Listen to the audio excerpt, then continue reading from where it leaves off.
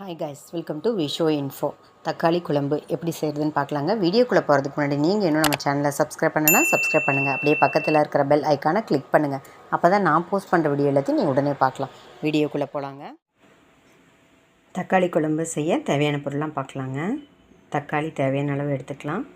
பெரிய வெங்காயம் கட் பண்ணி வச்சுருக்கேன். பச்சை மிளகாய், கருவேப்பிலை, தாளிக்க கடுகு, கரம் மசாலா, மஞ்சள் தூள், சாம்பார் பொடி, உப்பு, பொட்டுக்கடலை மாவை பவுட்ரு பண்ணி வச்சுருக்கேன். இதுதான் தக்காளி குழம்பு செய்ய தேவையான பொருள். இப்போ எப்படி செய்கிறதுன்னு பார்க்கலாங்க. ஒரு பேனை ஹீட் பண்ணி வச்சுருக்கேன். இப்போ இதில் ஒரு 2 டேபிள் ஸ்பூன் ஆயில் சேர்த்துக்கலாங்க. ஆயில் ஹீட் ஆகட்டும். ஆயில் ஹீட் ஆகிடுச்சுங்க. இப்போ நம்ம எடுத்து வச்சுருக்கிற கடுகு சேர்த்துக்கலாம். கடுகு நல்லா வெடிக்க ஆரம்பிச்சிருச்சு.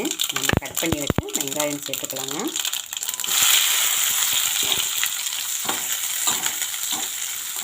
இது நல்லா வதக்கிக்கலாம். நம்ம சேர்த்த வெங்காயம் வதங்கிட்டு இருக்கும்போது கறிவேப்பிலை எடுத்து வச்சுருக்கோம், அதை சேர்த்துக்கலாங்க. பச்சை மிளகாய் கட் பண்ணி வச்சுருக்கோம், அதையும் சேர்த்துக்கலாம்.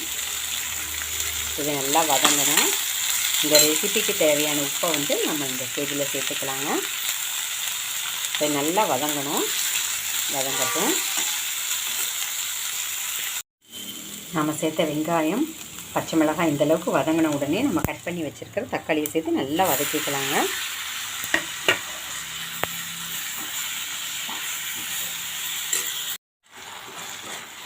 பாருங்கள், தக்காளி ஓரளவுக்கு நல்லா வதங்கிடுச்சு. இன்னும் வதங்கணும். ஆனால் இந்த ஸ்டேஜில் நம்ம எடுத்து வச்சுருக்கிற மசாலாலாம் சேர்த்துக்கலாம். மசாலா சேர்த்து வதக்கும்போது அதோட பச்சை வாசனை போகும். சாம்பார் பொடி, கரம் மசாலா, மஞ்சள் தூள், பெருங்காயத்தூள் சேர்த்துக்கலாங்க. இதெல்லாம் சேர்த்து நல்லா மிக்ஸ் பண்ணிக்கலாம். பச்சை வாசனை போகிற வரைக்கும் நல்லா கிளறிக்கலாங்க. மசாலாலாம் சேர்த்து பச்சை வாசனை போக நல்லா வதங்கிட்டு இருக்கட்டும்.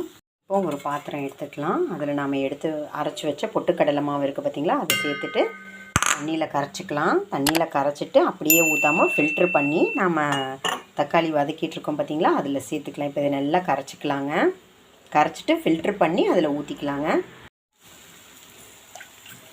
தக்காளி வதங்கிட்டு இருக்கிறதுல நம்ம கடலை மாவு கரைச்சி வச்சுருக்கோம். இப்போ இதில் சேர்த்துட்டு எந்த அளவுக்கு தண்ணி தேவையோ அந்த அளவுக்கு சேர்த்துக்கலாங்க. குருமா அளவுக்கு இல்லாட்டியும் கொஞ்சம் தண்ணியாக இருக்கணும். குருமா அளவுக்கு கெட்டியாக வேணாம். இப்போ நல்லா மிக்ஸ் பண்ணிக்கலாங்க.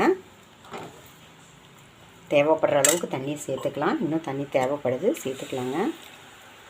இதை நல்லா மிக்ஸ் பண்ணிவிட்டு நம்ம சேர்த்த பொட்டுக்கடலை மாவோட பச்சை வாசனை போகிற வரைக்கும் நல்லா கொதிக்க வச்சு இறக்கிக்கலாம். டேஸ்ட்டு செக் பண்ணிக்கலாங்க.